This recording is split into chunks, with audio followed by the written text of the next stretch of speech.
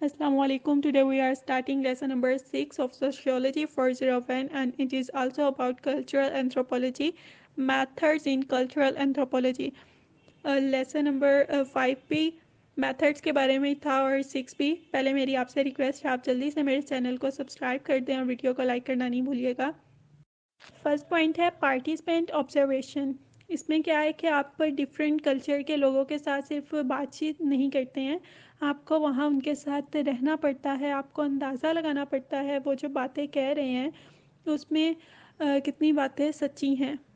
So participant observations means becoming involve in the culture, यानी कि आपको उनके कल्चर में इन्वॉल्व होना पड़ता है अंडर स्टडी, मतलब स्टडी के during, while making systematic observation. उसमें फिर आप अपनी ऑब्जर्वेशन करते हो कि जितना इन्होंने आपको बताया है वो सब सच भी है या नहीं, about what goes on it.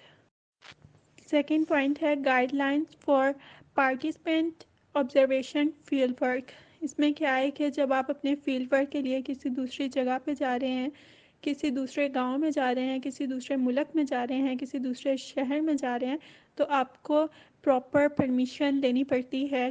पहले तो आपको गाइडलाइंस चाहिए होती हैं कि वो एरिया है किस तरह का, वहाँ रहने वाले कौन है। कई जागीरदार होते हैं, कई जो हैं वो गांव के लोग मिलना जुलना नहीं पसंद करते, और दूसरे मुल्क में तो जाने के लिए स्पेशली आपको परमिशन चाहिए होती है, वीज़ा चाहिए होता है।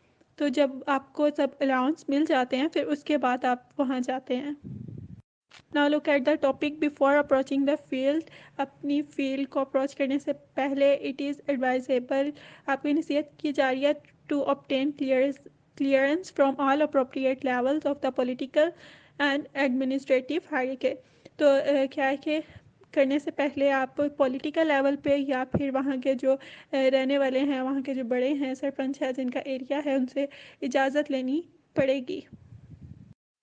नेक्स्ट है एडवांटेजेस ऑफ पार्टिसिपेंट ऑब्जर्वेशन। इसके क्या फ़ायदे हैं? It allows distinction between what people say they do and what they actually do. इसमें गलत बयानी जो है, आपकी गलत फहमी बिल्कुल ख़त्म हो जाती है कि लोग उनके बारे में क्या कह रहे हैं। आप जब वहाँ रह के आते हो तो आपको पता चलता है वो एक्चुअली कैसे हैं, उनका रहना सहना, उनका खाना पीना, उनका कहना, ये सब कैसा है।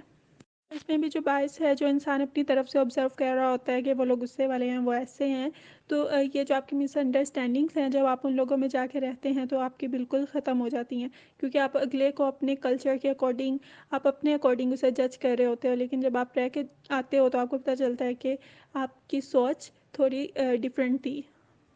सो इसके डिसएडवांटेजेस क्या हैं? हार्ड टू कोट और कैटेगराइज। जब आप तरह तरह के लोगों से मिल रहे हो, एक कल्चर में जाके मुख्तलिफ लोगों से मिलोगे तो वो कुछ के आंसर मुख्तलिफ होंगे, कुछ के मुख्तलिफ होंगे, तो इनको बाद में इकट्ठा करना और समझना थोड़ा मुश्किल हो जाता है। नेक्स्ट है इंटरव्यूइंग। इसमें ये है कि एंथ्रोपोलॉजिस्ट लोगों को जाके देखते हैं, समझते हैं और इनसे तरह तरह के सवाल करते हैं, इंटरव्यू लेते हैं। ये सरकमस्टांसेस के अकॉर्डिंग होता है, टाइम के अकॉर्डिंग होता है, आप कितने सवाल पूछ सकते हो और किस तरह के सवाल पूछ सकते हो, किस तरह का इनका कल्चर है, किस बात का वो गुस्सा करेंगे। अगर आप अपने सवाल पहले से ही सोच के गए हो कि आपने कौन से सवाल पूछने हैं तो वो स्ट्रक्चर्ड क्वेश्चंस हैं, स्ट्रक्चर्ड इंटरव्यू है। और अनस्ट्रक्चर्ड वो है कि आप वहाँ जाके बस उनसे सवाल पूछना स्टार्ट कर दो, आपको जहन में जो आए आप वो पूछ लो।